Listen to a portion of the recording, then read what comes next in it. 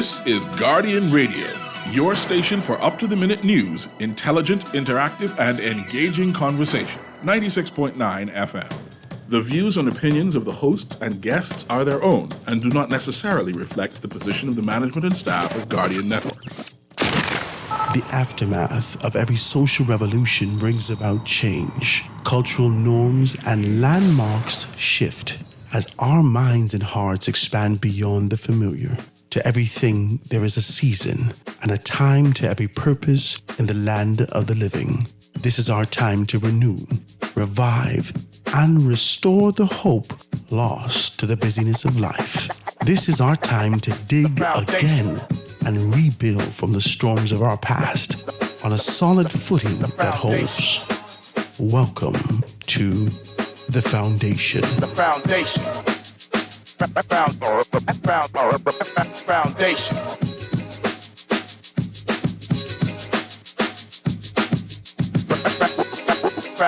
Foundation.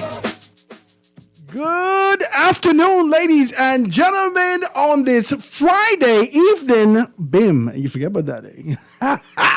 Warm and easy select. It's a beautiful, absolutely wonderful Friday. It's gorgeous outside.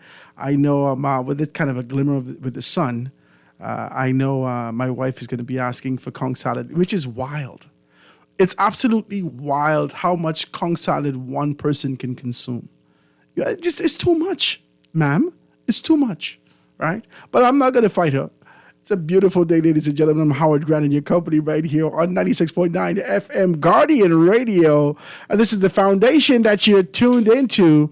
It's a Friday. You know, we're moving into the weekend, which is going to be awkward for some of you because I know you like your libations. Some of you, talk to me. My Anglican brothers and sisters, not all y'all. Some of you have your decency intact. But there are some people who like a little libation. And as we move into the weekend, that kind of a day on, day off thing next week, Monday and Tuesday, might throw some people off. But whatever you do, I just want you to kind of do that responsibly as you move in that particular direction and make some things happen. Guys, the lines are going to be wide open today. It's an open show today. So whatever you want to kind of put on the table. I know some things are in the paper. And you want to talk about this intervention for the Prime Minister. I already get some conversations. People say, well, Howard, I don't necessarily believe that, right? And then we're talking about Village Road. And I wanted to kind of contrast what we're seeing happen on Village Road to what we saw happen back in 2011-12. You remember that? Just before the general elections in May, we saw that the roadworks would have, I think it was, trying to come to an end at that particular time. And boom, the F&M was gone during that particular time. So, and then also this controversial bill's priority in their priority for 2023. There's some things that we can talk about in those areas. So whatever you want to talk about, the lines are wide open. Please give me a call, 325-4316, 325-4316, or 422-4796. Hit me up with a text, 422-4796. Now, I wanted to do that. Listen, you would have heard this person who's sitting in the studio with me, right? I'm going to tell you the lineup that we have next week, which is going to be dynamic. But, I'm sitting in the studio with one of my good friends, right? He didn't bring no honey today, but praise God, I'm not going to fight him, right? I'm sitting in here, and he and I always have this engaging conversation. He has a unique perspective that I always love to engage, and I asked him to sit on with me. And so if you've never heard us together before, I'm sure that you'll be able to hear us now as we move in this particular direction. And it's none other than my good friend, Garth Roseborough. He's here with me in the studio. I'm so happy to be able to have him today. My brother, how you doing today? Wonderful today. Thank God it's Friday. Thank God it's Friday. I'm so happy that you're here and we're kind of chopping these things down. There's a lot of things happening in the nation. Now, as we move into this and we get to the base of the show, I just want to kind of always introduce as a preamble of sorts what this is about. What is this foundation about? Is it just another name? Is it something that you feel, is it one of those things that somebody said, as we put out the stuff, I told you guys, as we put out the stuff for it and just sort of getting a consensus of how one name feels in comparison to the other, there was this kind of an idea for the foundation feeling pompous. And maybe there was an idea that I assumed or took on this kind of position that I am the founder. No. It's all about post-revolution.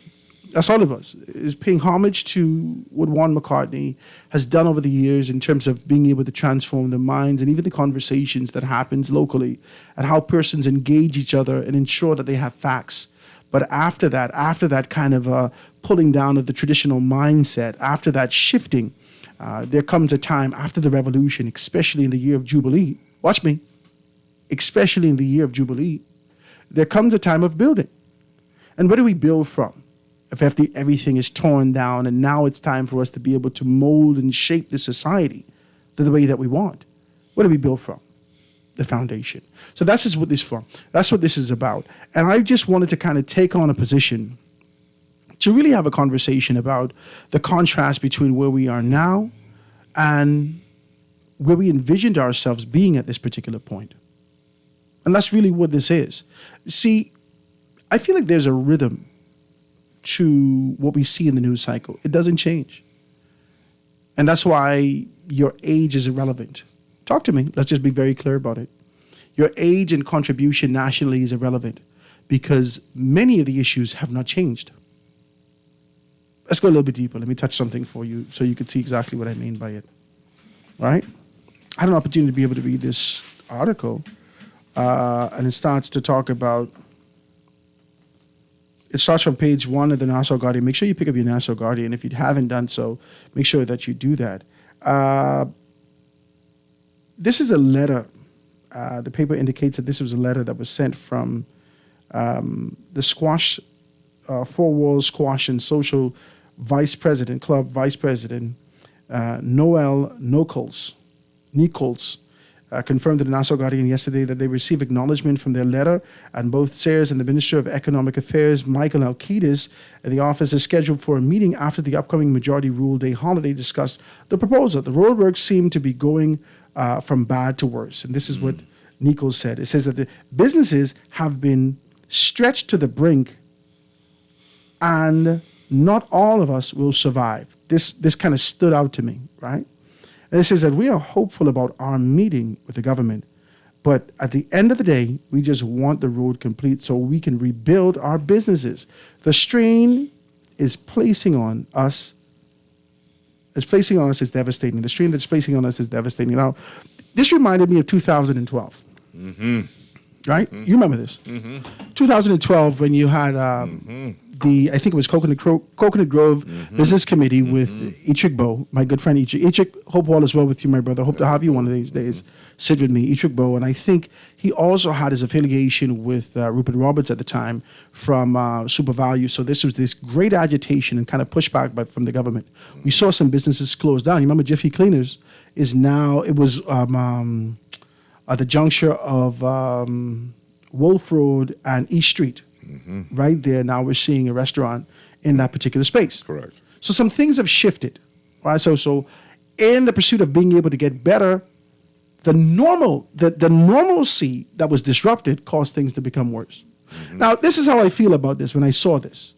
And I want you to go with me, and if I'm making sense, you let me know, guys. Please be a part of the conversation, 425-4316, 422-4796. This is my mindset as it relates to this.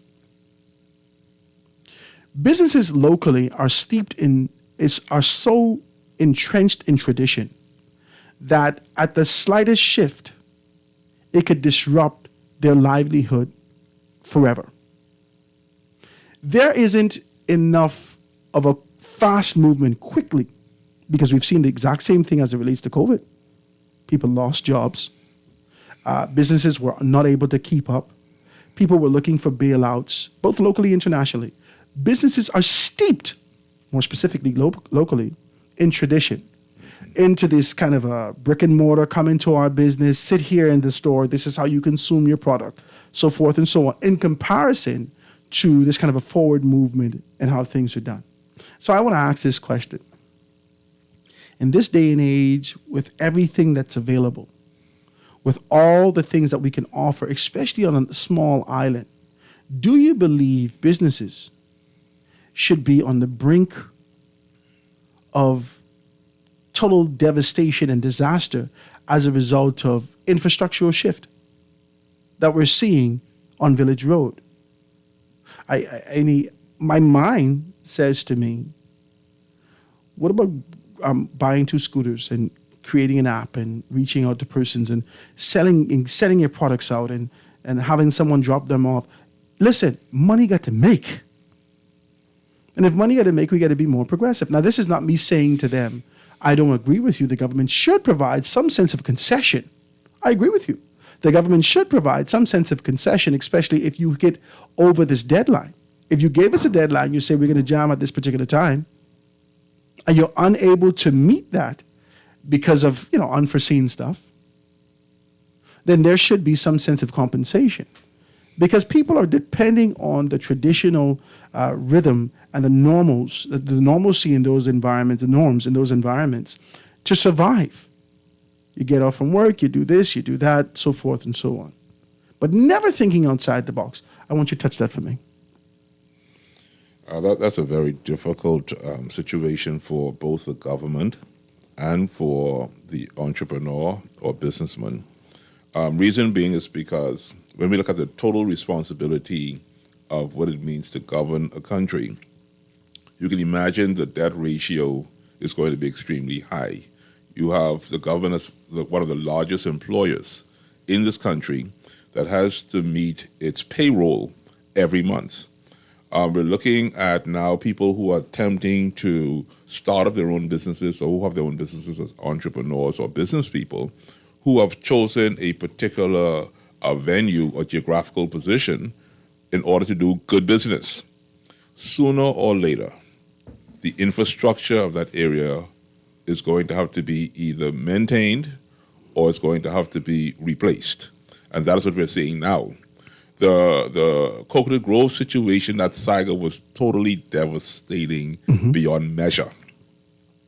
While they were going through their downhill experience, I ponder what were the people on Village Road thinking about their experience.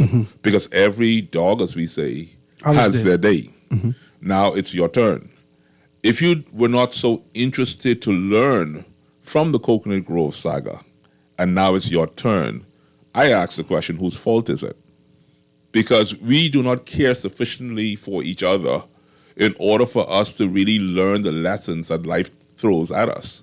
But is the onus placed on anyone as an external party? All we are external participants. We know that we want development. We know that we want and there's a price for that. But the price cannot be eradication. The price cannot be me losing my business entirely.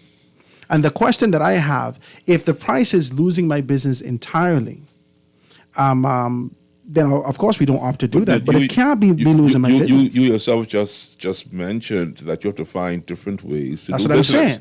I'm saying. It cannot be the total responsibility of government. What is the government going to do? There are people that reside in that Blair Estates area, that Kemp Road area, that are going to depend on those pipelines for the future of this particular island. The ultimate responsibility goes to our city planning. Where are the future cities of the country? Why are they all centralized here in New Providence? Where is the future growth of the Family Islands? Where are the boutique hotels that we spoke about in Family Islands, so that these particular issues can be erased? As long as we continue to build and rebuild and reconstruct New Providence, this saga is going to continue unless the owners themselves become savvy. That's just a fact of the matter. Someone is going to be hurt. When they decide now, okay, we did the Coconut Grove, we're now doing Village Road. Do you believe in your mind, being the intelligent person that you are, that Carmichael Road is going to be next? It could happen. So if Carmichael Road is not learning from what's happening now on Village Road, who should have learned from the Coconut Grove? It's going to happen all over. But Garth, no one learns. Our responsibility is not to adapt to an environment externally. That's not, we as a people have not made that one of the things that we do enough as we move forward in our nation. Our concern is not being able to learn from yesterday. Our concern as a people collectively is to maintain. Why? Because we're trying to survive. This is what I wrote down while I was reading this thing. Traditional business rely on environmental norms, consistency, and predictability to survive. And Correct. this can be applied to the government. Watch this. Let's interchange it. The government relies on environmental norms and consistency and predictability to survive. It's the exact same thing. Let me tell you why. The government recognizes and they continue to perpetuate an idea, no matter what the administration is, let me give you an example. During COVID-19, the former administration, the prime minister in his particular capacity, Prime Minister Dr. Minnis, would take on a position to speak more specifically of an idea of returning to norms. And I was baffled by this idea. How the hell can we return to any norms? The world has changed. Mm-hmm. How can we have a conversation about returning to norms? You know why? Because he recognized within himself, within his cabinet, within his administration, within his party, that for us to survive, we have to get people to a time that's familiar. No one that's over a particular age, that doesn't have that kind of experience and foresight, can survive in these disrupted environments. And I believe that this is what Village Road is seeing. It's a traditional environment. This is all Nassau. These are traditional people. These people have been here and settled for years. They have a rhythm and a norm of how they move on a day-to-day basis, and that's been disrupted. Now it's spilling into the newspaper. Well, how do you feel about people who've worked all their lives, invested in real estate? They're now landlords versus tenants. And then a prime minister gets up one day and says, if you don't have the landlord's rent money, what could you do? Don't worry about it. Now, that sounds good for the many people who are tenants. But what with the landlord? Because the banks never closed. The banks still wanted their money. So where's the landlord now get the money from to now pay the bank? But then the question to me now is, who cares?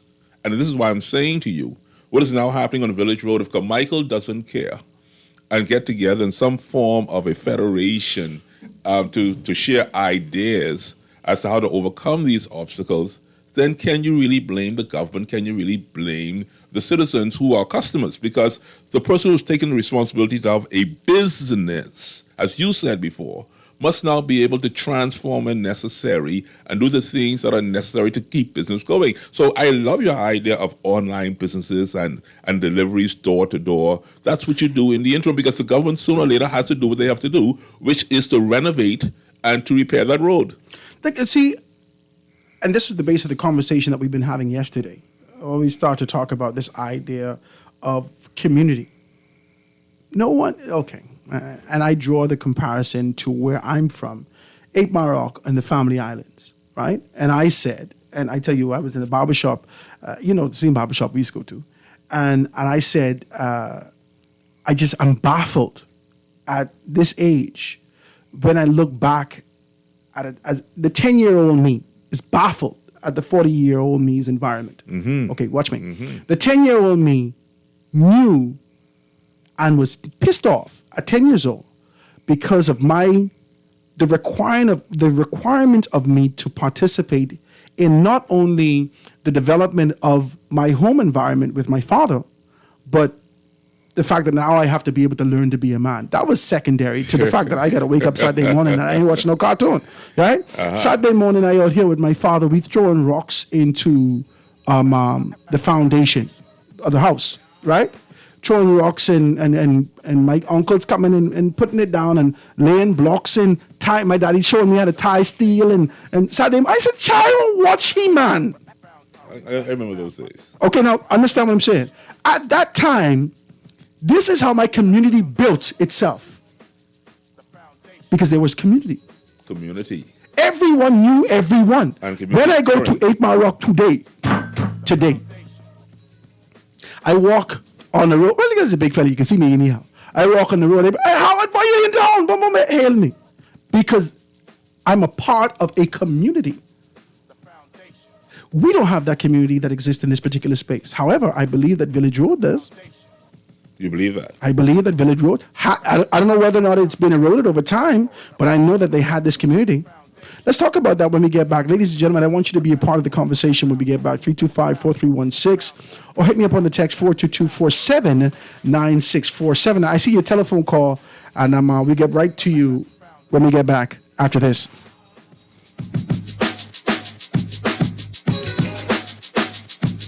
The Foundation. We'll be back right after this. The foundation.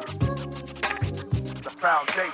At Popeyes, get the chicken sandwich you love, but make it blackened. Marinated in Popeyes blackened seasoning, that is. Our new juicy filet is fried to perfection without the breading, served on a toasted brioche bun. Try it today as a combo or a la carte. Don't forget to choose your level of spice today at any one of our 3 locations. Love that chicken from Popeyes.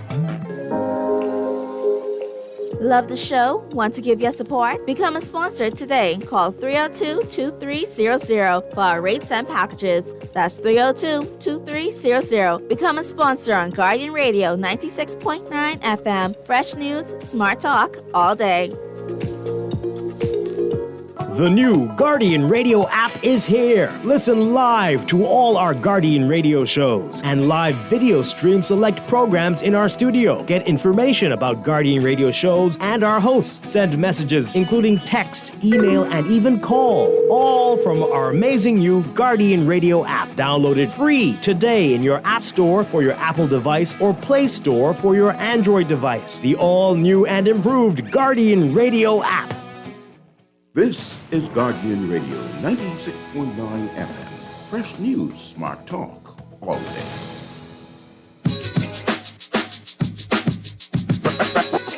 Foundation. Foundation. The foundation.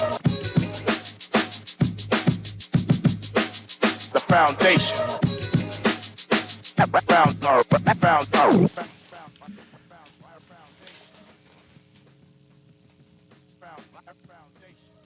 And we are back, ladies and gentlemen. This is 96.9 FM radio. I am Howard Grant, right here in your company on this beautiful Friday.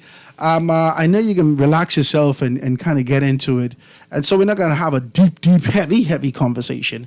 But we're going to talk about some things that I know matters to you. This is the foundation. I want to thank you so much for being able to tune in. If you want to kind of chime into the conversation, please give us a call, 325-4316, 325-4316, or hit me up on the text, 422-4796, 422-4796. Let me see if I can take this telephone call. Caller, you on the line with us live? Yes, good evening, sir. How are you? I'm good, man. How you doing? All is well? Not bad. You know, it seems like the businessmen, right? We know who they are. We know the kind of businesses that are on Village Road, right? Mm-hmm. It seems like they want some socialism there, right? They want the government to bail them out for whatever reason. Okay. What my question is, what are the purpose of the road? Why is the road being done? You mean Right. Why? Right. You mean for the development of infrastructure, preservation, to travail the road, so forth and so on? That's a part of the environment. That's infrastructural necessity. Right. For the what you call it, utilities in the road. Yeah, right? they put everything down.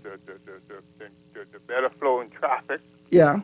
You know, it benefits the residents. It benefits Queens College. Right? Yeah. It benefits all the motorists that it benefits the flow of traffic, you know, on Shirley Street and all those streets. Yeah. Right? That's right. It does, right? Yes. Right. And okay, so we can say that it's a public good. It's good for, right? Right. Right. It's good for some rich people too and some poor people. Mm-hmm. Right? Okay. So what happens when the people like the big businesses go in a small neighborhood, right? Let's say the Chinese. We like to call their name. We ain't got no problem calling their name, right? They go all through there in the city and destroy all the not mom and pop, all the behemoth-owned food stores. You understand what I'm saying? They destroy these businesses. You got the mall and Marathon. That destroy a lot of businesses. That took a lot of businesses away from the smaller businesses, right? But we didn't have nobody asking them to compensate these businesses. You agree? I see with where me? you're coming from. I see where you're coming from. Yeah, you see, so private individuals, they do things all the time. They do some, they make some technical advances that take away thousands and thousands of jobs. You understand me? And you see, look at what Patelco did. Patelco selling phones, right? That they never did. That they never did. So you say even diversifying small businesses as they move or expand could disrupt other businesses. But this is the base of the conversation. Right. When the big fish come in the neighborhood, they destroy other people, and they not asked to pay for it. Yeah, but so the question is adaptability. Right. So do you? It's only we know traditionally you would either adapt and survive or you die. Right. And so the question that I have is that. Look what went down on Blue Hill Road and Market Street. It wasn't the road work. It was just the change in the flow of traffic. That in itself destroyed businesses. Yeah. Right? So it didn't destroy the people that lived there, the poor people. It destroyed the business. Right?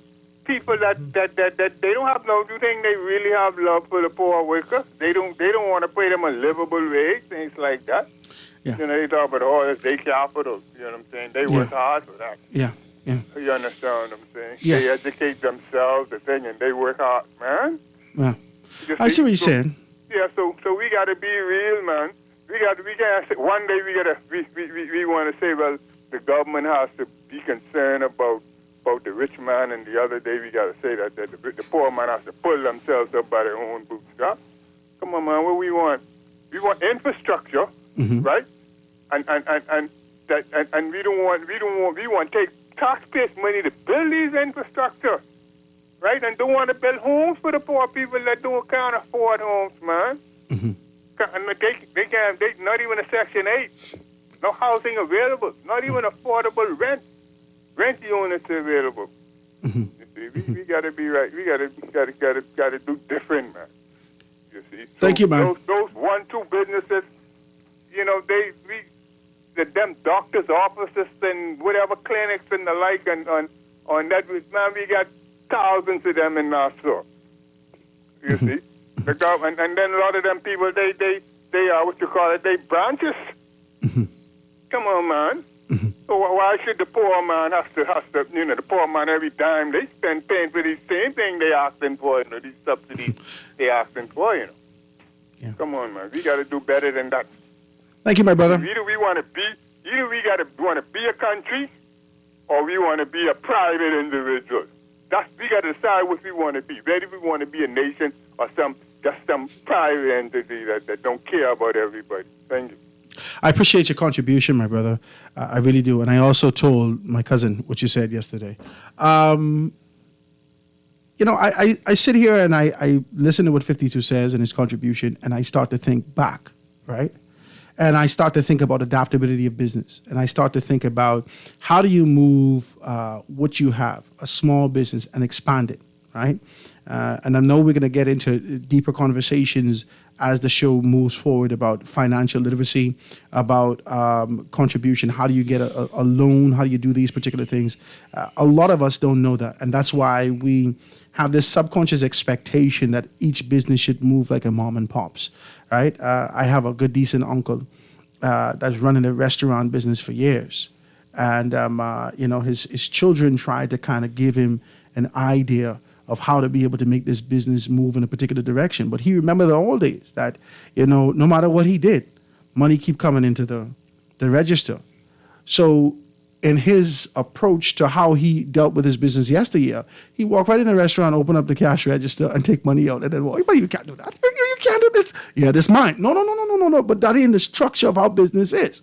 My question to you, and what I want to put on the table, is there are some business, and Milo Butler comes into mind right off the top. I've heard, since I've moved here in the city, stories of Milo Butler, more specifically, right? And how the late and great Milo Butler would have been able to contribute to the community and how he helped and how he was giving packages to people and always assisted. And he expanded significantly.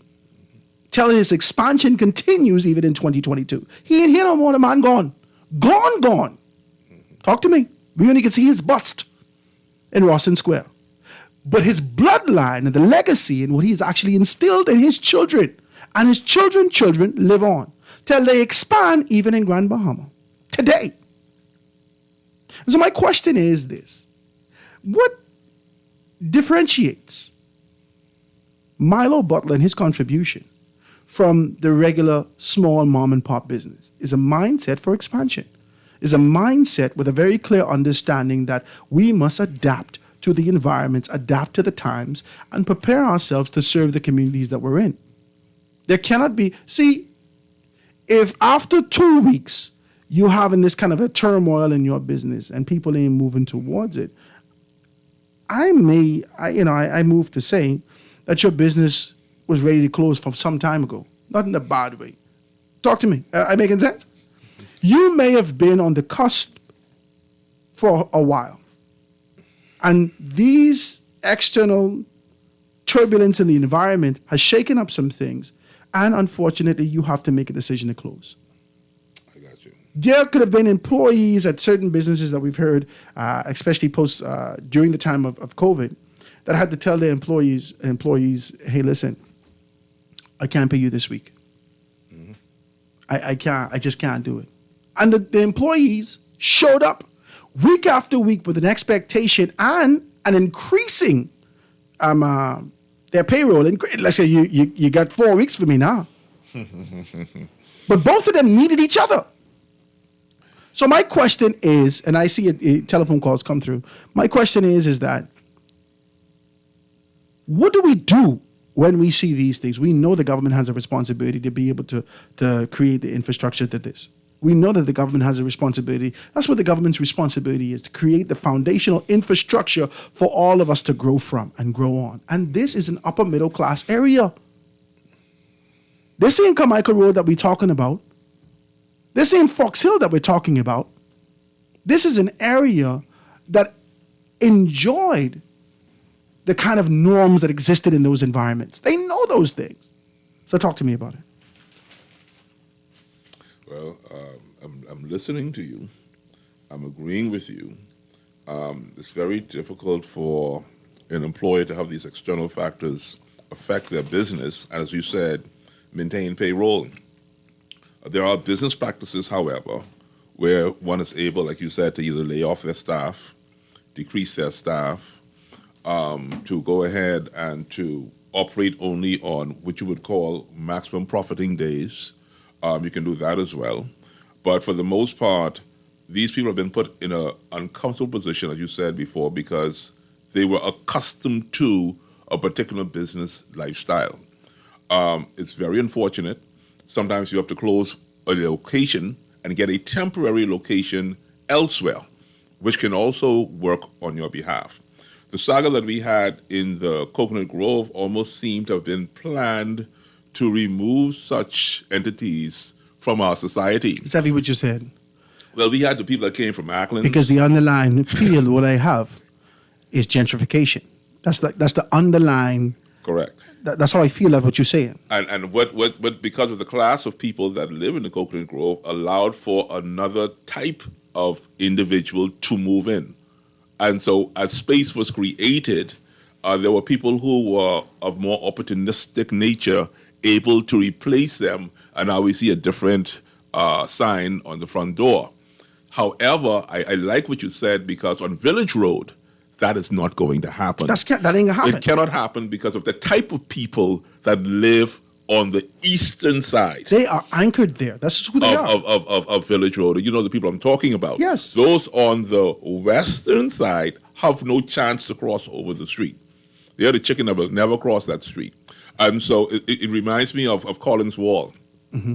On one side, we have palatial and nice Centerville growing up. Mm-hmm. And on the other side, we have our own people who are the employees of those on the eastern side of the wall. Mm-hmm. We have these psychological barriers and these psychological situations that prevent us from, as you say, reinventing the wheel in society.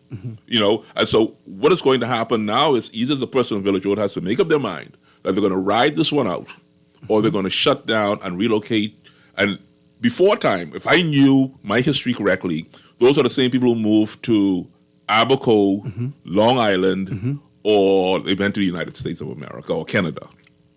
Now, those who are left, as you said, they are, use the word anchored there. They have nowhere else to go. So unfortunately, sir, they're going to have to ride this one out. Let's take a telephone call. Calling on the line with us live. This is The Foundation with Howard Grant. Guys, give me a call, 325-4316, or hit me up, 422-4796. Go ahead, caller. Good afternoon, Howard. Good afternoon. How you doing? My brother, it's always a pleasure to call your show. Is that Quincy? No, that's Garth. Oh, God. Hey, Russ Morrow. Yes, sir. I thought I recognized the voice. Oh, but that's out of my good friend, Jeff. Yeah, that's Yeah, that's who it is, my brother.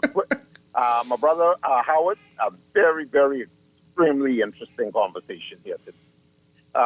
We have seen previous examples of businesses that thrived prior to certain things happening, such as I could recall there were several businesses that disappeared after the Prince Charles reconstruction. And we know Prince Charles primarily is sort of a middle class type environment. But you got some businesses that shut down even during that phase of the reconstruction. But you know why? Because I feel as though, listen, if I operate my business, I had a business here in Nassau, right? I open up a business. The hotel let me go give me one check. I look at the check. I say, I can give all this to Wayne Monroe, or I can invest this. You know what I talk about, Jeff, right? Yeah, so I say, I can give Wayne Monroe and soak this right up, right? So I look at it and I say, let me invest it in a business. So I try to get in with someone else, and we were supposed to go halvesies, right?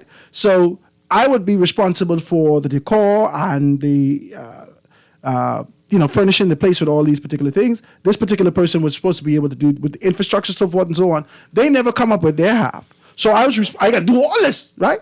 And so now I got to buy the fridge, the this, the that, all these things like that. One air condition gone down. I operate my business every day, hoping to Jesus I can sell what I need to sell to get to tomorrow. Every day, right? I got to go make a determination. If I got to go to the Chinese to get chicken, I got to do this, I got to do that. This is how I operated my business. Not because I wanted to. I never had any contingent. I never had anything to be able to go back to. The reason I never had that. Then finances that I can dip into for a rainy day, right? And so as soon as I had an issue, I had to make a determination as to whether or not I walk away from this or seek some external help that I knew, okay, this definitely doesn't make any sense. And I believe that there's a lot of businesses that's operating like this. They're operating from day to day. Well, Howard, you're absolutely correct. But let's keep this thing into context. If it wasn't for, severe external pressure, you might have been able still to even hold your business to a point, even though it might be almost at that breaking point. But when you're talking about an external pressure, whereas you have no control on that pressure at all. In fact, the pressure was brought upon by other forces, and there's no stimulus that help to keep you in business, then obviously you're going to go out of business. And this is what happened with many persons. While the economy was thriving and everything, they were fine. But the second when a major catastrophe, and that's what primarily we could call this, because you have the business owners, even those who are pretty successful in their own right, they're complaining that their businesses are taking a beating. It's a shockwave that's riding through there with the potential to either cause them to shut down because of the loss of revenue. This is why I understand why the persons representing the businesses in the Village Road area has asked the government for so many considerations and concessions in hopes to absorb some of the losses that they have. And I tell you, I listen with great interest of the lineup that they're asking for. And for some reason, It's going to be interesting to see what comes out of this, because I'm pretty sure this is not going to be the only set of roadwork infrastructure that's going to take place in this country, because we have been lacking sorely for over the past 3 decades in our infrastructure. Yeah. So other areas are going to get hit, but let's see what happens. Yeah. I appreciate your telephone call, my brother. Thank you for your contribution. Always a pleasure to be able to kind of dive in with you. Now, I just want to be very clear. This ain't about identifying anything. The precedent has been set. When the Coconut Grove thing happened, you had to apply, and I was hazy about it, so I had to kind of reach out and say, did the former administration, did that in 2011, 2012, did the government provide you an opportunity to get some sense of compensation if your business closed, right? And I think you had to apply for it. It wasn't just given. I think you had to come and apply for it and give this kind of a layout for exactly what's what. But as I look at this, and I say to myself, I don't know. I mean, I just feel as though if we're here having a conversation after 10 months, and I'm just sitting in my store with the dust beaten up against my window every day. This is my mindset. If the dust beaten up against my window every day, my car is filthy, and no customers are coming in, and I'm sitting in there with my hands wringing them together, saying, "Oh Lord, send somebody today, Jesus." That's right? what's happening. That's what's happening, right? What's happening. But I cannot dig within myself to say, all right, how do I get my products out of here and into the people's place? Sitting there is not going to help you. Listen, if you're not tapping into innovation, to creativity, if you're not forging relationship with the people right around you to be able to get this particular thing out, you can row all day. And the government giving you concession is not going to stop your business from closing. Because you can do just like me when I get that check. Watch me. You can look at the check when the government give it to you and say, do I put this back in the business? Or do I go put this on my mortgage? Because I ain't make no money whilst I was here for the past 10 months. So obviously I owe something home also. So your business is still going to be in a demise. That's correct. In my personal opinion. That is correct. In my personal opinion. Let's take a quick commercial break, guys, and be right back after this. Foundation. The Foundation. We'll be back right after this. The foundation. The foundation. The foundation. The foundation. Do you want quick and easy unlimited internet? For only $75 a month with a Live Soho, get unlimited data, a free live SIM, plus an Huawei modem for just $49 for up to 15 users all at once. Get your Live Soho today by visiting any of our live stores or check out our website or any of our social media pages. Terms and conditions apply. Alive. Believe in best. Believe in best. Tired of banks forcing you to use technology to bank the way they want you to? Your convenience is important. So no matter what your banking needs, Commonwealth Bank's friendly staff are always available in branch for that personal one-on-one service. But when you choose technology, our online and mobile banking app offers you state-of-the-art functionality. The choice is yours. Commonwealth Bank. Bank the way you want.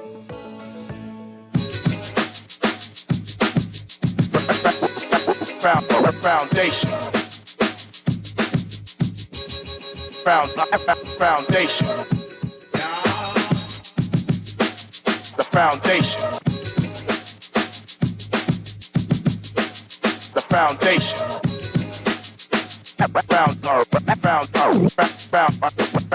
Foundation. And we are back, ladies and gentlemen. This is The Foundation with Howard Grant right here on Guardian Radio 96.9 FM on this beautiful Friday, January 6th. So happy to be in your company. I'm sitting in here with my very good friend, Garth Roseborough, really having a good conversation about who we are as a people and our mindset as it relates to business. And I just want to kind of put some things on the table and be very clear about this. Because when I draw comparison and talk about these things, when I draw comparison and have conversations about, I always try to do it from an experience that I've had. Maybe I hadn't had this experience, but I know someone close. But for me, I've had this experience. And I just think about it like this. I tell you the story, and I try to be transparent with you and be honest, because what use to you lying? Y'all people could just type in two things and find out. You then ask your cousin who this Howard is, and he can tell you all the type of things, because the country's so small. So it ain't make no sense you lying, right? People know. When I left the hotel, it was as a result of wrongful dismissal. They were wrong in how they did it, right? I knew they were wrong. I went to my very good friend who ran with the DNA with me at that particular time, who's now the Minister of National Security in this particular capacity. And I sat down and he said, okay, Howard, we have a case, we can be able to do this. Hotel waited a couple of weeks and gave me my check, right? I look at the check, and for the time that I was there, this check was hefty. I like it. It was nice. So I sat with my wife and I said, baby, what do we do? I said, because Wayne Monroe will soak this right up. What I meant by that is that the hotel has the finances to elongate this case. And I don't have the money to kind of go the length of time. I have to get back to work. I have to get back to productivity to take care of my family, to take care of what I need to take care of. However, I can take this check and invest into something that I've been envisioned, that I've been trained for, that I can do. Let me make one little small hotel restaurant type thing. And I did that. And because I had to kind of go all in terms of food, prep, this, that, all these things, infrastructure, paint, all this, I had to fix the whole place up. And after fixing everything up, one mishap happened. Let me tell you what happened one weekend. I bought some used fridge, and the seal went on one of the fridge. So I closed the place up Saturday night. When I get back there Monday morning early, my fridge seal broke, all my conch spoiled. You know how expensive that conch was for me to buy. You know how much conch I had in there? I cried. Just a little bit. It was a little tear that came down. So my point to you is that no matter what the external turbulence was in that environment, if it did not maintain that for as long as possible, I was doomed to fail. And if the businesses are saying after an extended period of time that we can no longer take this, and then now having conversations about the possibility of being able to get some sort of stimulus from the government for survival, the fact of the matter is that your business may have been on the cusp of extinction for some time. And if you have not thought of making modifications for another way to approach this particular business, whatever this business is that you do, then when you get your check, you can be like, Howard, you can look at it and say, Jesus, my God, I got to pay the baby school fee. I got to pay this one. I got to pay mortgage. I got to do this. I got to do that. And you're going to realize that you're going to be back at square one.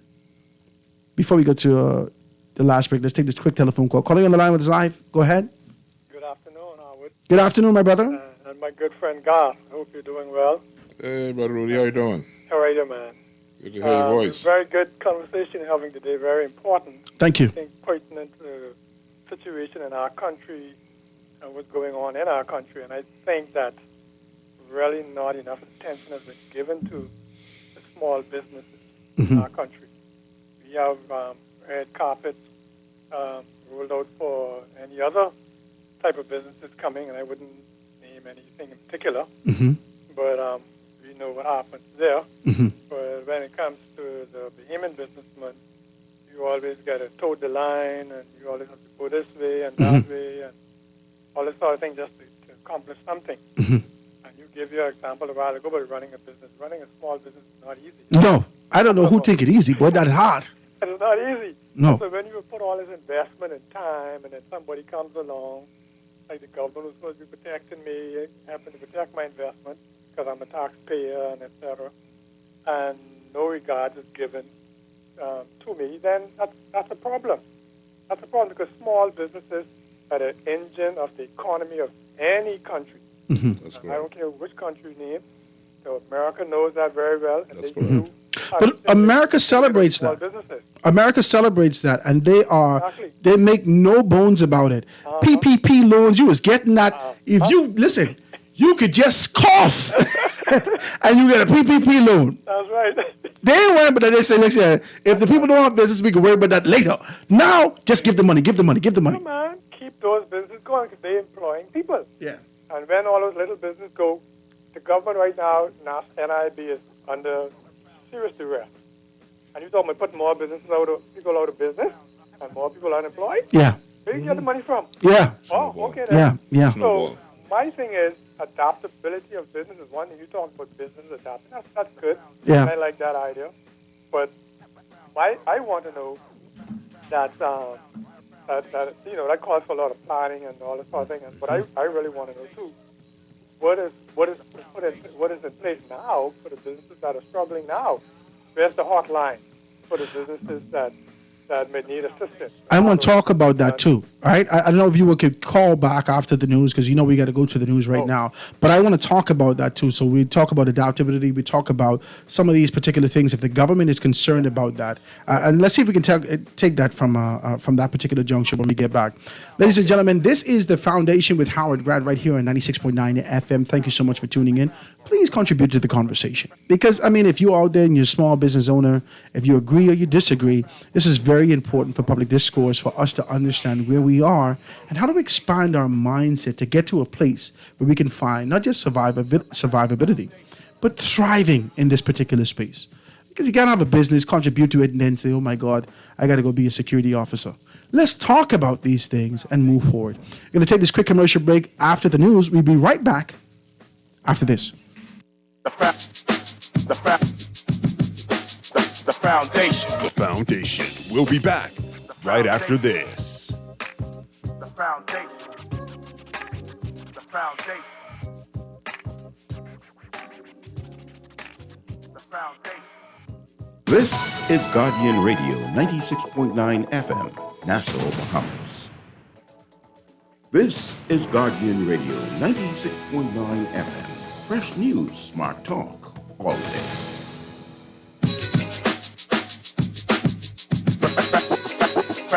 Foundation.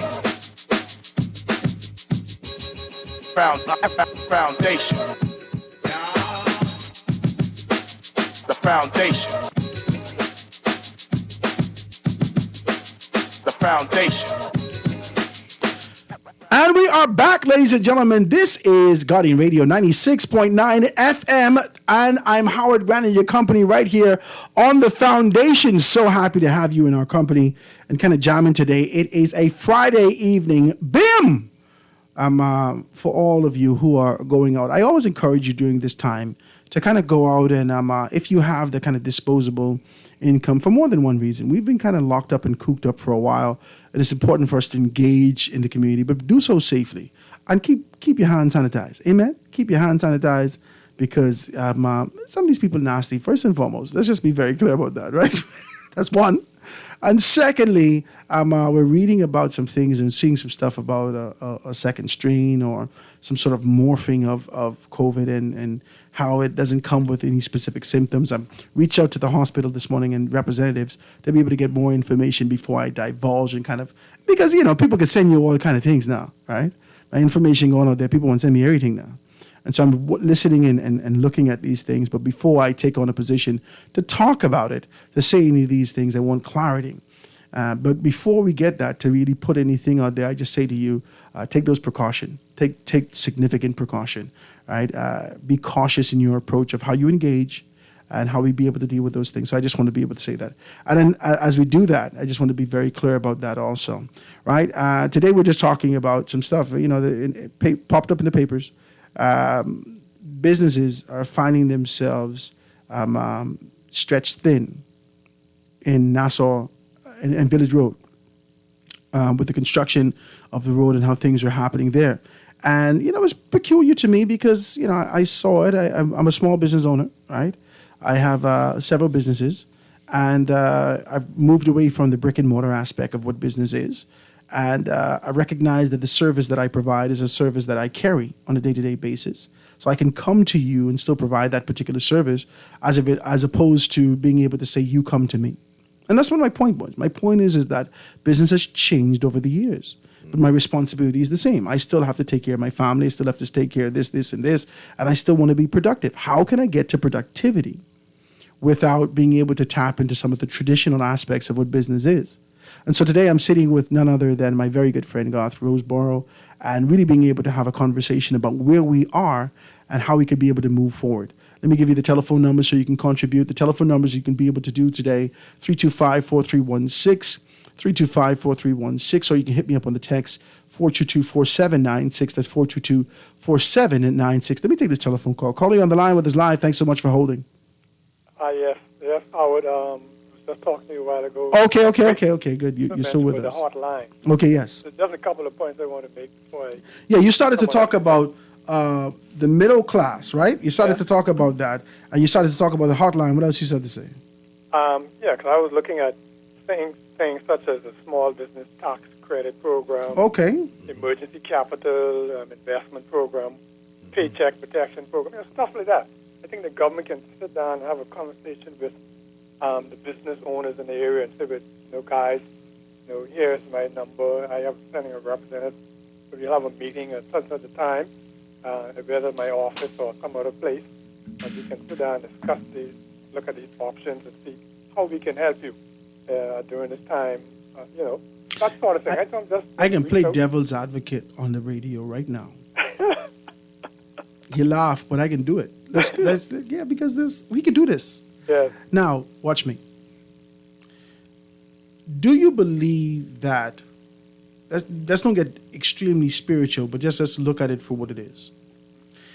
For what has happened in this unique part of our country, this environment, there lies in this area, in Village Road area, there lies the strength and the influence, significant influence lives in this area, right?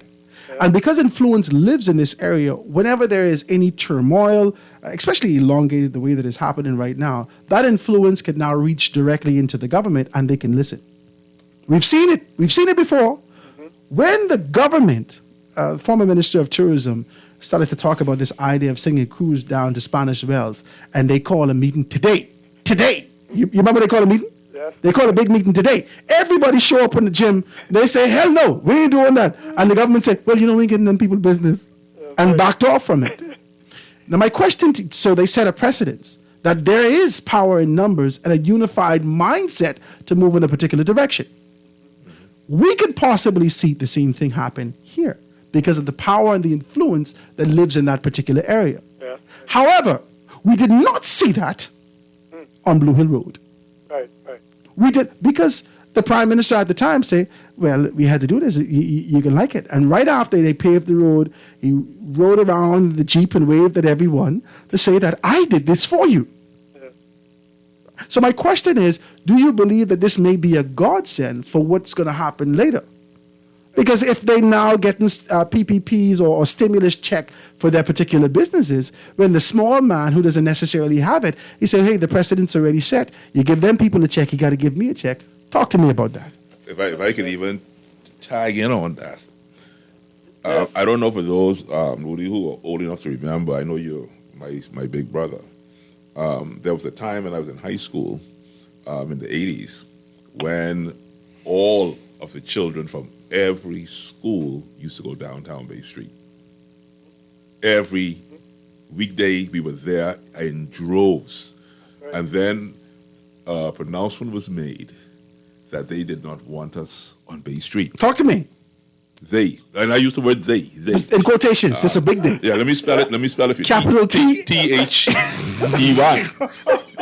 They did not want us. Capital T. The future potential of the Commonwealth of the Bahamas was not wanted on Bay Street. No, because you all were hooligans, now, ruffians. I'm old enough to also remember that at the end of the 60s, that we were not allowed on Bay Street at a particular time either, after dark. Whether you were a child or an adult, you get off of Bay Street.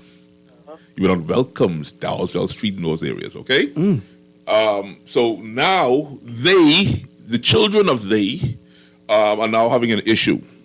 Now, we went from Bay Street not being allowed on Bay Street to not being allowed on Paradise Island. I bet you didn't remember that. Therefore, you had the Town Center Mall. That's where you're supposed to go. But when they dug up the streets in the Coconut Grove, that further put a nail in the coffin of the Town Center Mall. So that's why they moved to the Mall of Marathon. That's where let me y'all think I proper. Let me go in broken down English for you. That's where we just go. Okay, that's where we just go. Okay, that's where we the people now shop. And so Village Road was, I gotta say the truth, was forever dying. It wasn't just starting to die because of those roads. It was dying before those roads. So that was never the hotspot area. That was the place where the elite themselves go to shop. Yeah, so it was a safe place for them to be. Yeah. I'm just saying the truth. Yeah. Kill me if you want, but I'm saying the truth. Yeah. It could be a whole different twist when you look at the situation. And so Carmichael Road, which was supposed to be the new city 2000, don't forget the history, Yeah. is now where we was now supposed to go to move us further away from Paradise Island, because all of a sudden we started going to Paradise Island, we'll go to Thursday night rush out, we walking around Atlanta like we's tourists. Hold on, man. That ain't supposed to be where you... So, City 2000, go over there. You understand what's now happening in this country? And then those people who were in that Village Road area, their children were still there, and now saying, oh, our businesses are in trouble. We need help. When did they ever ask for any help? I'm only asking because we've been asking for help long time. From the 60s, but I don't the think 80s, 2000, we've been asking for help. The circumstances have shifted. External circumstances have shifted. Let me let you wrap up. Go ahead, because I know I get some more callers here. Yes, I just want to leave this point a little bit. Next, I know another road work is coming. Yeah. So my point that I want to leave is who is having that much needed important conversation to properly plan for the next major upcoming road work, because I understand that Gladstone Road and even Carmichael Road both have some major work that's at time in the near future. So that's the multi-million-dollar question in terms of what planning is now even being put in place now for these upcoming road works, so to ensure smoother and what alternate access will people have if they're going to dig that up? Service road. Because we should have had a road from the airport road straight to Gladstone Road a long time, a 6-lane highway. Possibly putting in service roads and that sort of thing, so as not to disrupt businesses, that sort of thing. That's all I want to know. And Thank you, man. We can just plan things and before we just run and do stuff, do a proper planning of everything. Yeah. But you're right, you got some good points there, and I wouldn't elaborate on that anymore. So thanks very much. I appreciate you, my brother. Thank you. All the best. Thank you, my brother. Thank you so much for your contribution. Ladies and gentlemen, give us a call, 325-4316, 325-4316, or hit us up, 422-4796. That's a text line, 422-4796. Now, Garth, I don't know. I just have to look at it. Just me looking at it, right? Because I wouldn't dare say I know the culture that existed in this environment for quote-unquote they. And we all know what the they means in this particular space, right? And so I don't know whether or not this is a significant cry or plea to the government for assistance or as a bailout. But I believe that this is almost putting the onus on the government to say, you have disrupted our normalcy beyond the time that you've said. And as a result of this, our time is money and money is time. Correct. And because you've taken our time that we have to engage and commune with our customers, our regular customers, you now have the responsibility for compensating us with monies, right? So that's all this is. It's just business. All this is just business. And that's a fair conversation. That's just business for me. That's a fair conversation. That's just business for me. I don't believe that. It's a fair conversation. When I pass, and this is just me, and forgive my naivete, right? But when I pass the squash club, I ask myself, I wonder if this place still open. This was years ago, right? I said, I wonder if this place still open. I see a couple cars out here. I said, but I wonder if they actually participate in this environment on a day-to-day basis. They got a whole president, everyone there. The other day I saw my good friend Sawyer Boy doing a couple things from there. So I said to myself, wow, they still open. There is a community that still participates in this. That's the point I was making. There's a community that participates in this. And because they have a community, they have a voice. Watch me. The same thing that could have happened under the former administration. The Spanish Wells, let's say hypothetically, it decided to happen to, I don't know, one of the other rocks in Exuma, hypothetically, right? A couple people living there. No one would have said anything. Because whilst there are people there, we lack community as a people. We lack a unifying voice to be able to have that strength and simultaneously have the financial backing to say that we can depend on ourselves. This is what our expectations is of you. We, the great deal of us, 85% of us in this country, are living in a position where we're looking for the government to give us something. That is correct. The 15%, the 5%, the elites in this country don't need nothing from you. And because of that, the government continues to genuflect in those areas. So the question that I have is that I don't think it has anything to do with that. I think that this is for something that we can see. We know that what may be coming down the line with some of the, financial prophecies that have been put out there by the experts to say that there's going to come a significant recession this year. The government now has to have its posture with a very clear understanding that, okay, we have to take care of some people. Is this the forerunner for the government taking care of those persons in these areas? I am not certain the government can afford to take care of everyone. It's very... It can be everyone. But it's very difficult, and I'll tell you why. I was in Florida the other day, soon to return again, but I was in Florida the other day, and I saw homeless people all over the street. My cousin told me 172,000 homeless persons are in California, and there is a camp about a mile away from him that has 10,000 people strong that have lost their house, their homes, as a result of COVID-19. It's in Portland, it's in Seattle, it's in Washington, D.C., it's in Texas, especially El Paso. Especially in Texas, They have 18,000 illegals coming in per day, which is about 6 million people per year. They're homeless in New York, they're homeless in Chicago, they're homeless in Florida. So while we're sitting here, the numbers of homelessness in the United States increases. Now, I had the privilege to speak with two locals actually on separate occasions, and I said, the same thing happening here, though. Yeah, I said, y'all are doing so well. I said, y'all are making now $14 an hour minimum wage. He said, how does that help anyone?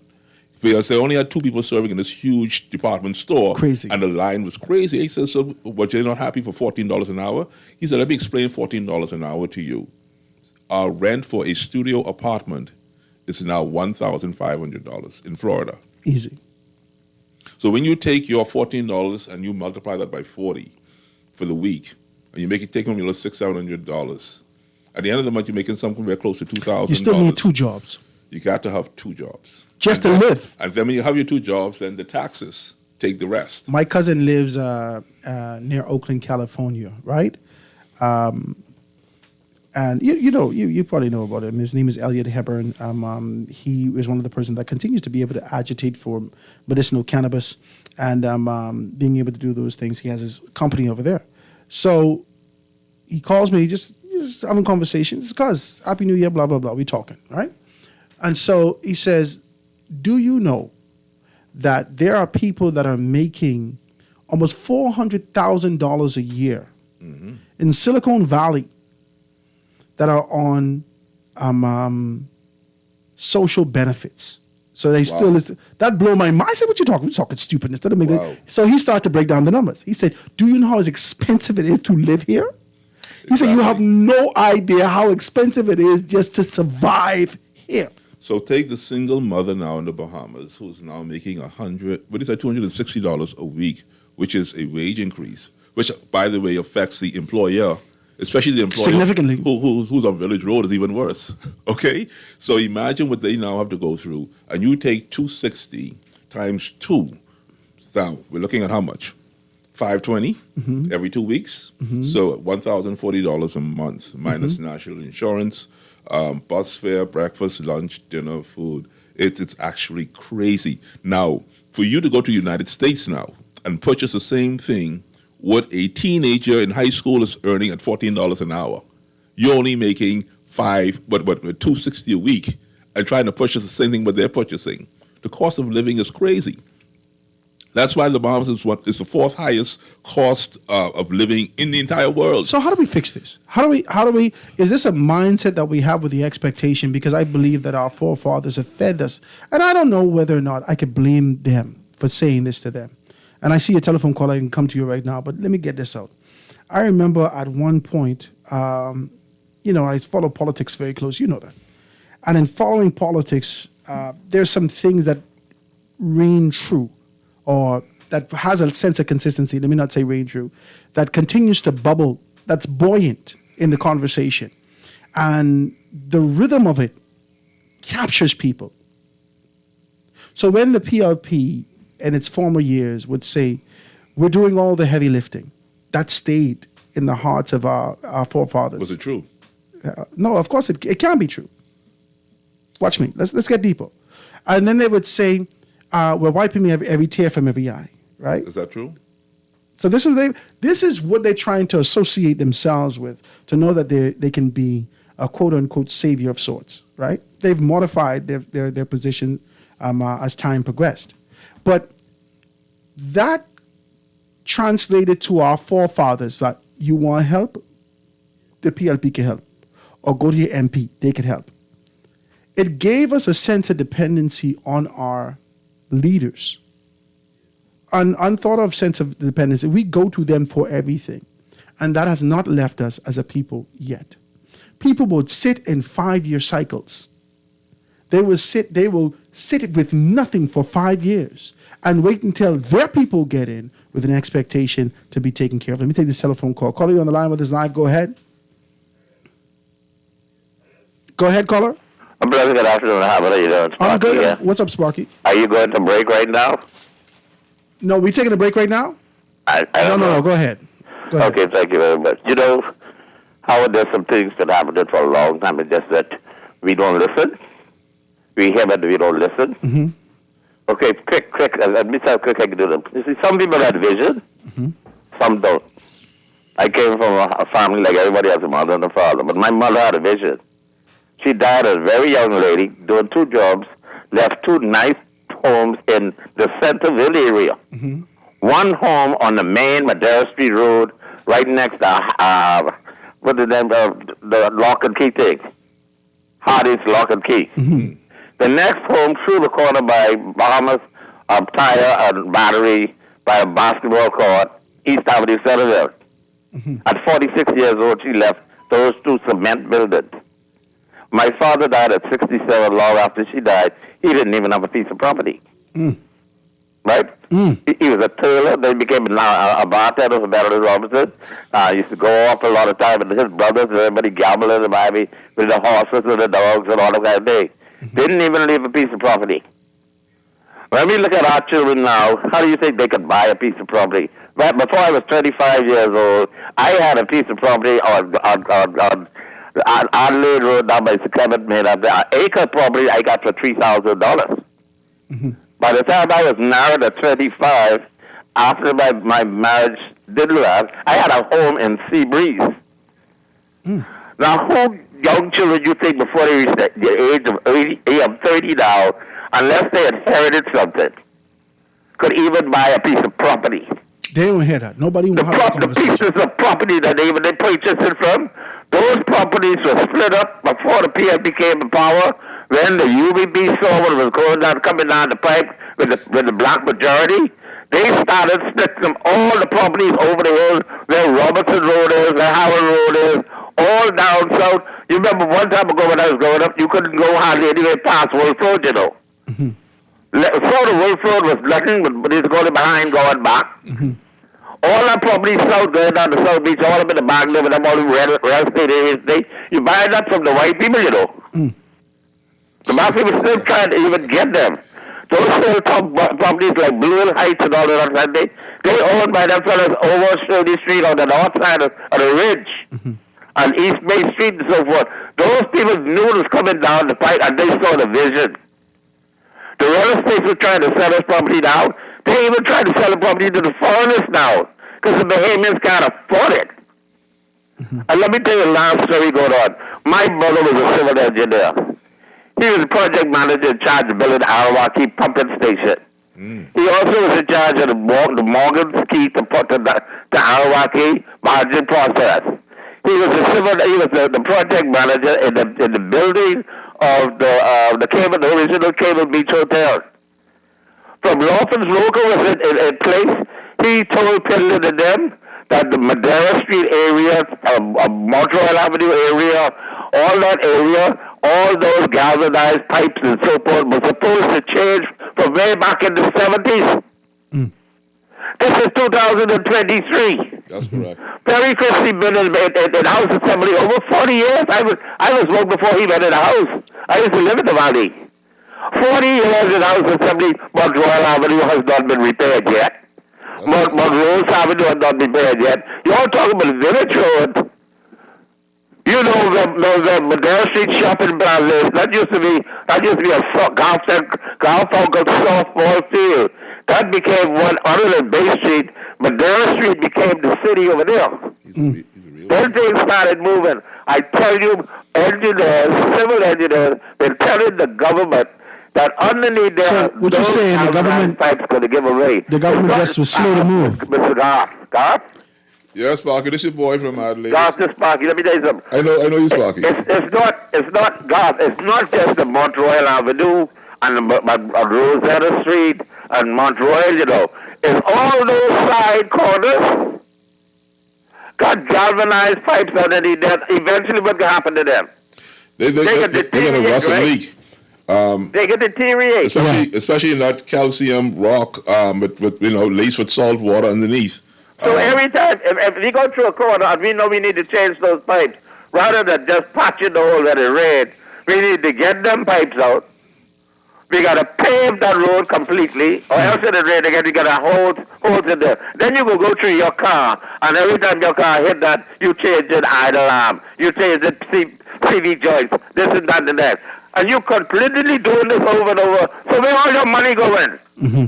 You're just trying to survive. So what are you saying, Sparky? Allow this infrastructure to happen, the development to happen. Bigger have suffer, whether you and I suffer now, or our children and grandchildren will suffer later. Somebody can suffer. The point is, this has to be, see, the difference with Freeport and any other island now we develop, they can be planned city. Like Freeport was a planned city. Yeah. New Providence, we just spring up piece.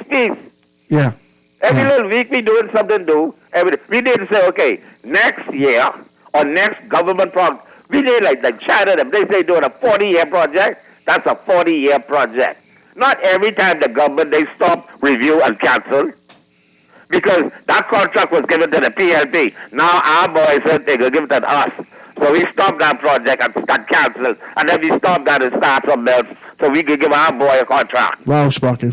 Wow. Just to be like God said, we got to start talking the truth.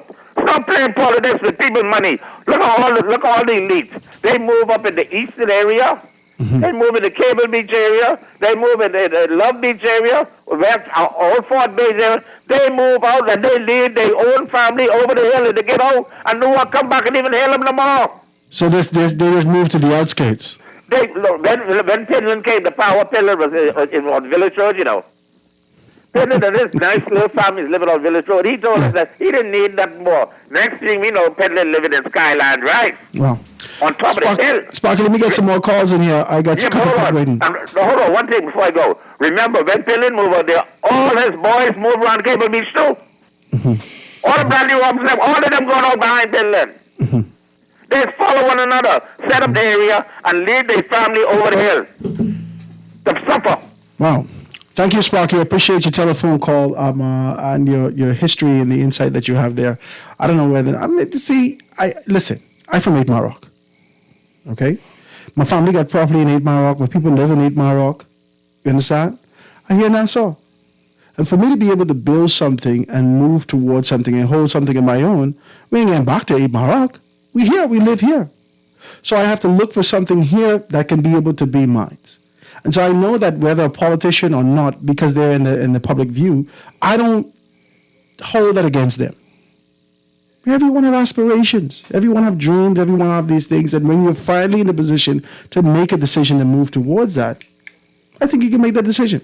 Please be a part of the conversation, 325-4316, 325-4316, or 422-4796. Let's just get to the core of it, right? Let's just get to the meat and potatoes and really have this conversation. How do we rectify this?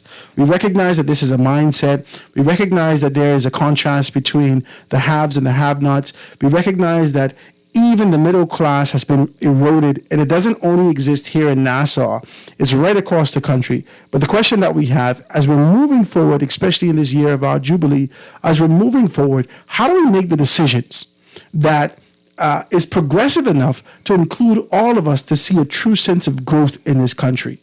And that's what it is. When we put this before the government, it cannot just be from a historic standpoint to talk about the injustice that happened to the black man and what. When we're putting these things before the government, we're saying you have to be more considerate to these particular persons. Take this into consideration. Take that into consideration. And I want to be able to commend the caller that talked about the middle class, the hotline, the small business taxes, that talked about these particular things that can be able to be lent to anyone, because we know.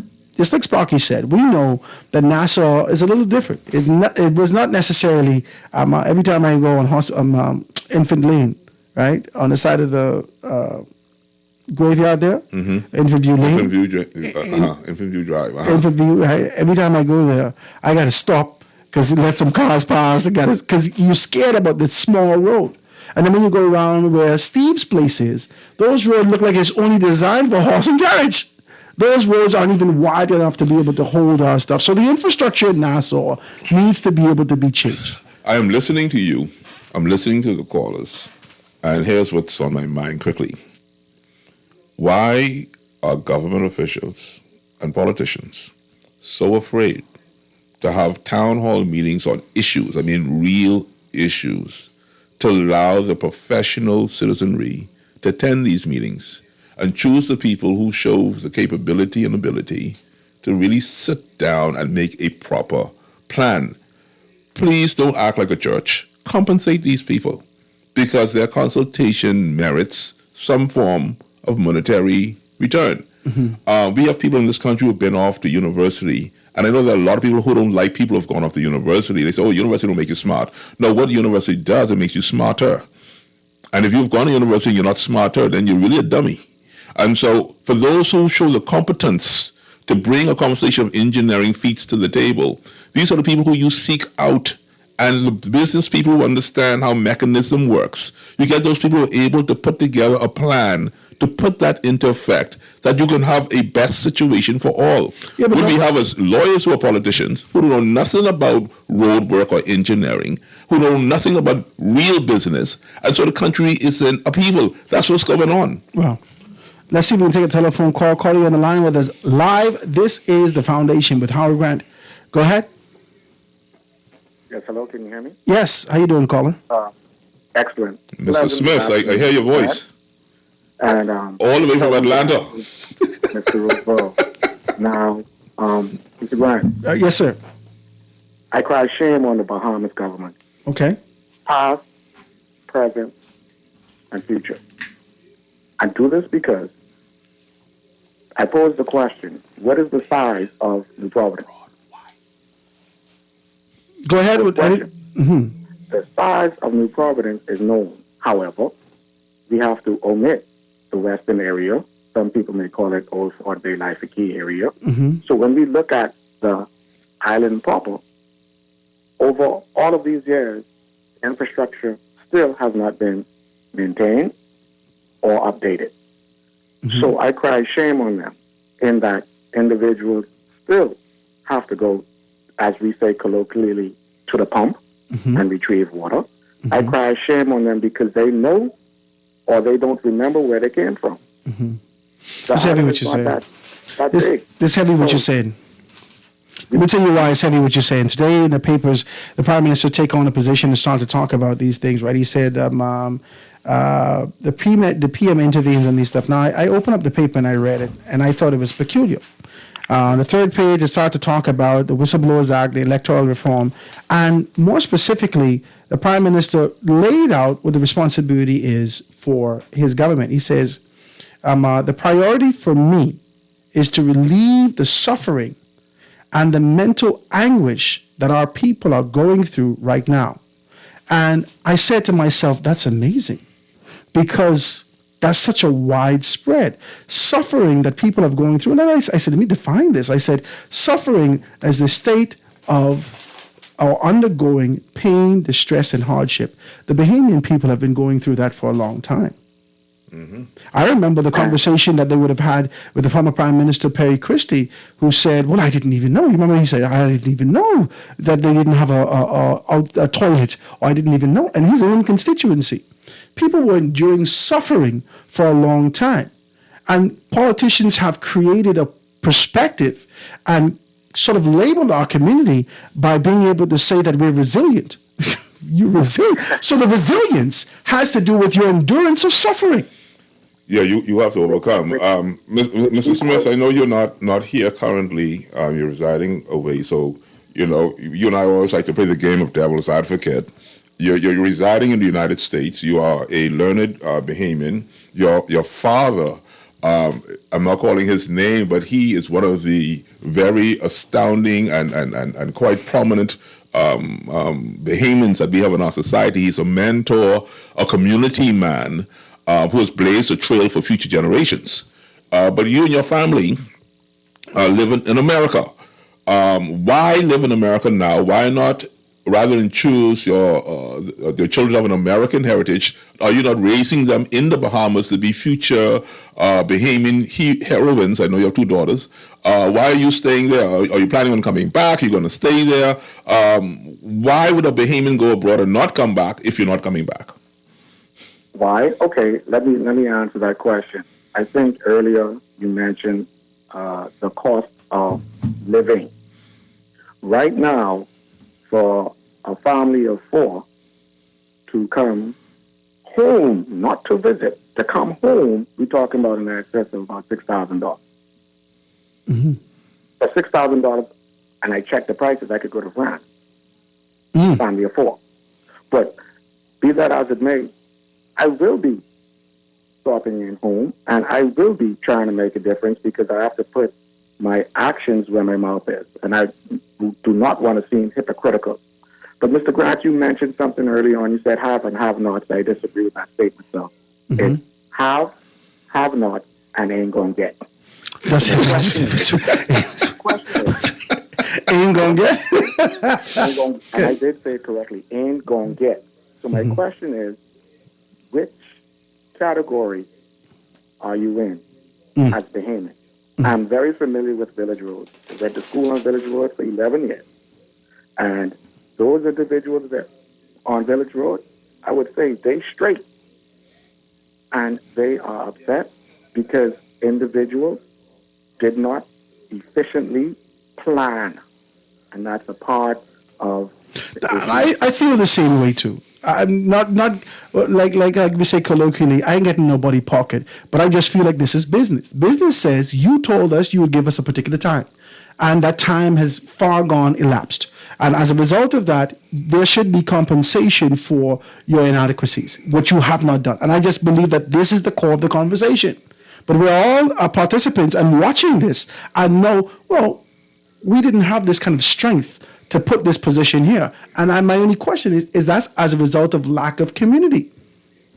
Is this the precedent that's being set for another dispensation so we could really engage the government the way that we're supposed to? Because we've seen this before. Well, let me ask this, and then I'll run in this in. So does that mean that the budget has increased, that they had already signed off on, and some businesses are attaining more profit? Wow. Y'all have a great day. Thank you so much for your telephone call, ladies and gentlemen. Be a part of the conversation. 325-4316, 325-4316, or 422-4796, 422-4796. Let's just shoot straight. We still have to hear from Alfred Tedds in his particular capacity as Minister of Works to be able to understand exactly what's what. We heard those persons from the Squash Club in their letter and the information that's in the paper. And please pick up your paper so you can read and understand exactly what's what. They would have said they would receive acknowledgement of that. But we just want to know rectification. Let me read a few of these texts. It says, great show, Howard, as usual. Great show, Howard, as usual, from Freeport. You from Freeport, so you're not allowed to talk about New Providence. But we're still mad that John had cable in Freeport before us, right? Well, listen, don't fight me. I tell you, I from 8 Mile Rock. I got to keep telling you all this, right? So next text says, okay, Sparky going to have to keep getting... Okay, Sparky gonna have to start getting cut again, right? Let's see if we can read something. Howard, I love your show. There's the next text that comes here. It says that Good afternoon, Howard. We think that the only honest one left. We think that you're the only honest one left. Can someone research the Haitian religion, what that is? And if I'm fully aware, it's not Catholic. Please be honest, unlike other misinformation trolls. So this is just some information. They just, I guess, at the introduction of the show, they want to hear different types of conversation. So we can do that, guys. Let's take this quick commercial break and be right back here on The Foundation on 96.9 FM right after this.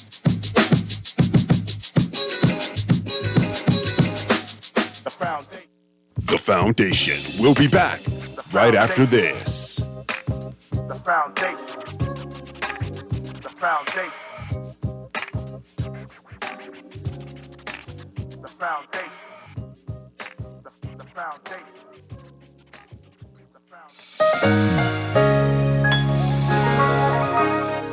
Fidelity, we're good for you. With so much going on in the world today, only accepting cash at your business can be risky. Let Fidelity offer you and your customers safety, convenience, and the flexibility of a fixed or mobile terminal. Take it with you, on the move and on the go, because business should never stop. For more details, speak to one of our business development officers at 356-7764 in Nassau or 352-6676 in Freeport. Visit our website at fidelitygroup.com or visit us at any of our branches. Fidelity, we're good for you.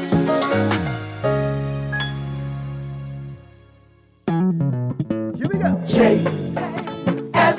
Johnson Insurance agents are the best. Reliable service, we've been on the scene, protecting since 1919. J.S. Johnson Insurance has the test. You'll always cover me. J.S. Johnson Insurance, peace of mind. This is Guardian Radio 96.9 FM. Fresh news, smart talk, all day.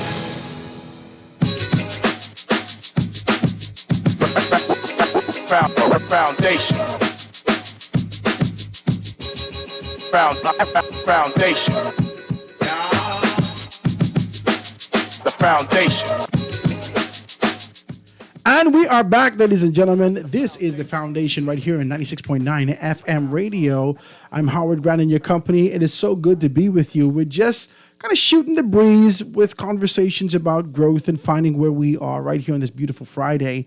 I'm hoping that you go out and kind of participate in what's happening locally. And I'm so happy to see some things happen. I really am. I remember a couple of years back, you couldn't go out, you couldn't move, you couldn't do these things. And for us to survive locally, for us to survive nationally, for us to survive as a community, it's very important that we participate in each other's business without this kind of rejection, without this idea. So find a way to kind of get back to these spaces to make some things happen and engage. I think that's one of the things that we have to say. You have to start to engage your mom and pop business. Now, mom and pop business, you got a responsibility to that. You only got 2 starch on the shelf. You ain't got this, you ain't got butter, you ain't got this, you ain't got that. Ensure that you're in a position to do that. And I think we have to find that kind of a happy medium to move our country forward. And that's just what it is, all right? I think that there needs to be a significant emphasis placed on the fact that we need small businesses to really be the engine, and not this kind of 2-stroke engine. There needs to really be the engine of our society to find a true sense of growth. There can't be a relentless dependency on the fact that we lean on monopolies, we lean on these things without giving an opportunity to the next dispensation or the next generation. I'm a young man. I want one chance too. And $5,000 as a result of what the IDB says, just distributed on China's. That's how I felt. You remember when the IDB said that you need to create more entrepreneurs, and the former administration would have said, okay, we can do this. Take a couple $1 million and kind of spliced it up into 5,000 and say, here, like threw it against the wall like baloney, right? And whatever stick that goes. But we still didn't have this teaching in the schools. Nobody teaching you this stuff in school. Nobody teaching you money management in school. No one teaching you these things. No one teaching you how to save in school. Is your belief that, you should learn this in the home? My parents broke too. They don't know nothing but these things. You know, you mentioned a name that was very powerful back in the day, Ethric Bow, who has this establishment on Little Road. Was very influential in a business model for Carmichael Road. And I commend him for that attempt. And I'm now considering something that, okay, Village Road now has its issue. Okay, it's a major issue. I understand it's only fair to have a conversation with the government. But there's yet another business issue going on that has nothing to do with the road, but it's either equally devastating or worse than what's going on Village Road. And no one seems to be, from the government perspective, addressing the elephant in the room. There are businesses that are operating right now that don't make any contribution to national insurance. None.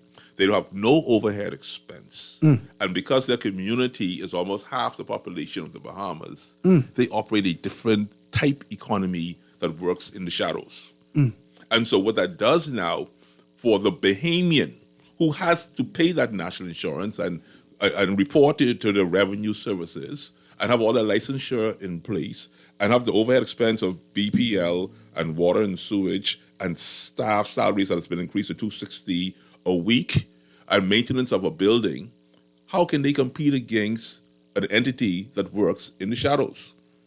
So the complexity now of government involvement or need of interference is great.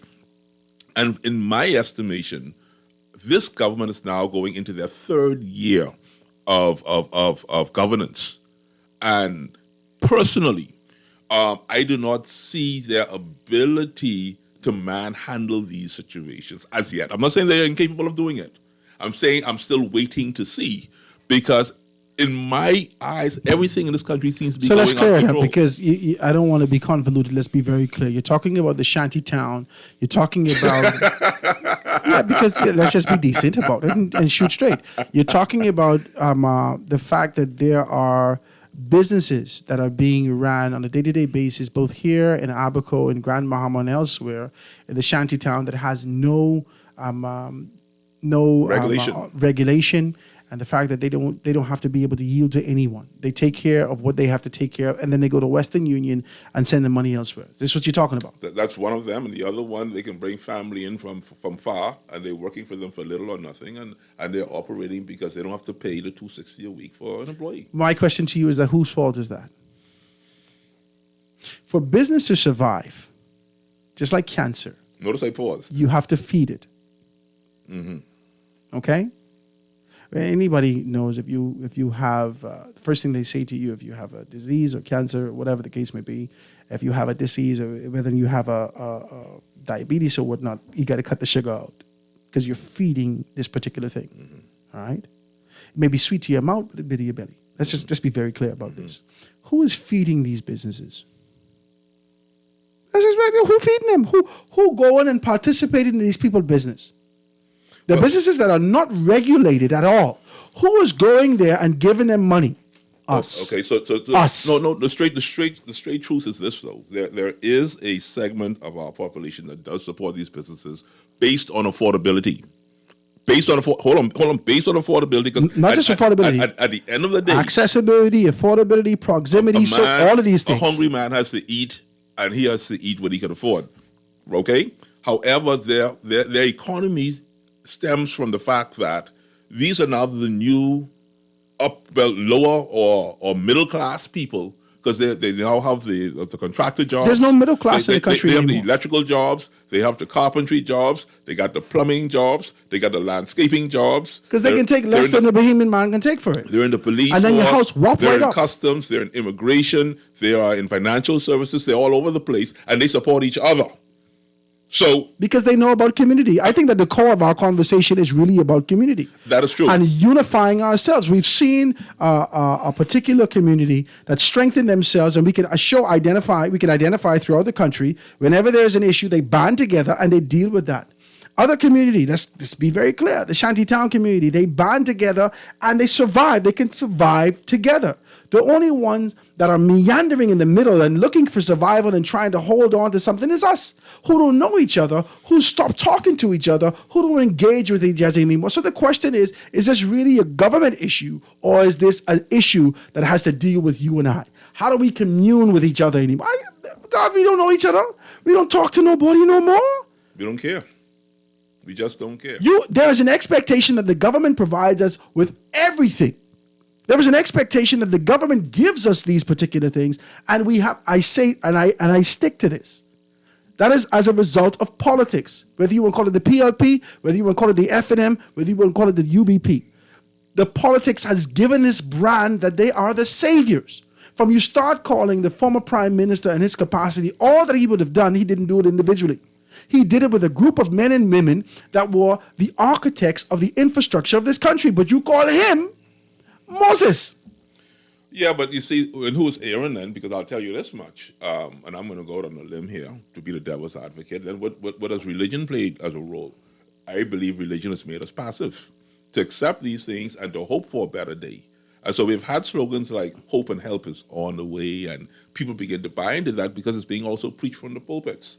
The politician and the preacher have locked arms. That's what I'm saying. So I'm asking now, for those people who are religious-minded, who are spiritually minded, who are filled with the Holy Ghost, to please understand what I'm saying here today. We need reformation in the church and reformation in Parliament in order to make this nation a better place. Let me read a couple of these texts. This is Howard. No one is teaching finance and money management, so that's why higher learning is required. We must stop placating, to the persons who are discriminating against persons who have higher tertiary learning and making excuses why they cannot make it. That is true. Out there on their own. Okay, I accept what he's saying. All right, let's see if we can be able to read that. It says that a particular person can afford to say, I'm reading this, y'all are indecent and the devil is a liar. I'm not reading now. Well, let's see if we can see. It's good afternoon, Mr. Grant. I'm sad to say it, but the government has a different take on the Shantytown. They look at us at this as their voting base. They're getting all the taxi plates and Bahamians are being left out.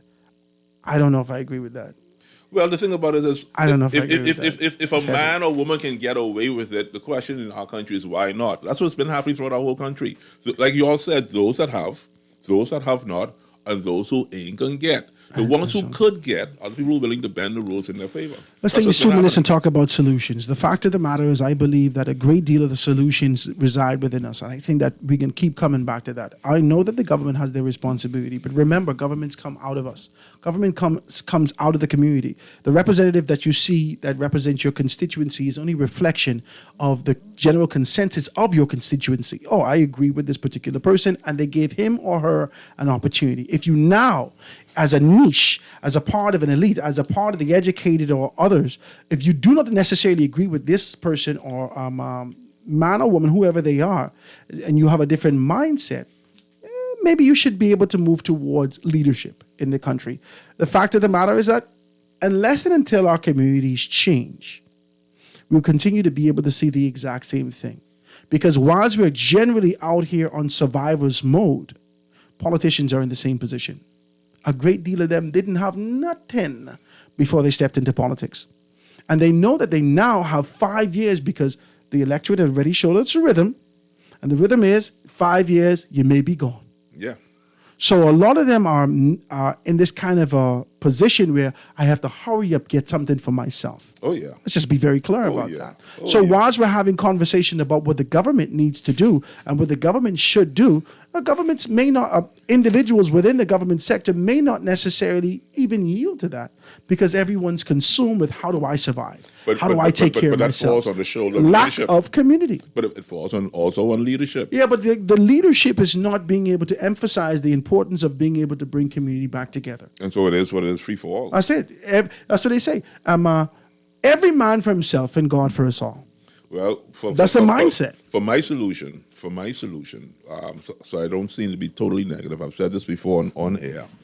The Bahamas, for better management purposes, I would recommend to divide the country into 3 segments.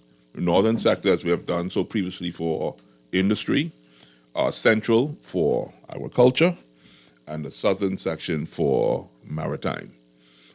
Those 3 sectors would be allowed a consultant from other developing countries that have now broken through the glass ceiling of the Philippines, Rwanda, I think Ethiopia has broken through, and India. These are people who now to make something out of nothing.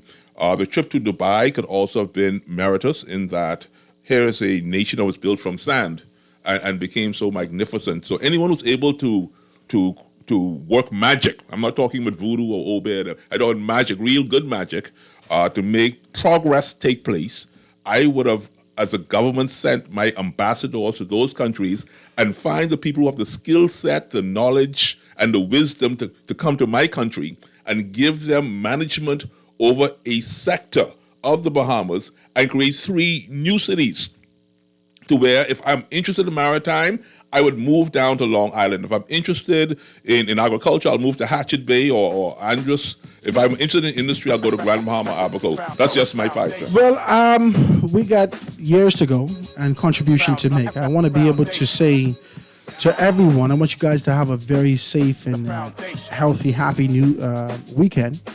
On Monday, God Spare Our Lives, I'm going to have Loftus Roker sitting with us. On Monday, God Spare Our Lives. He's going to be sitting here with us.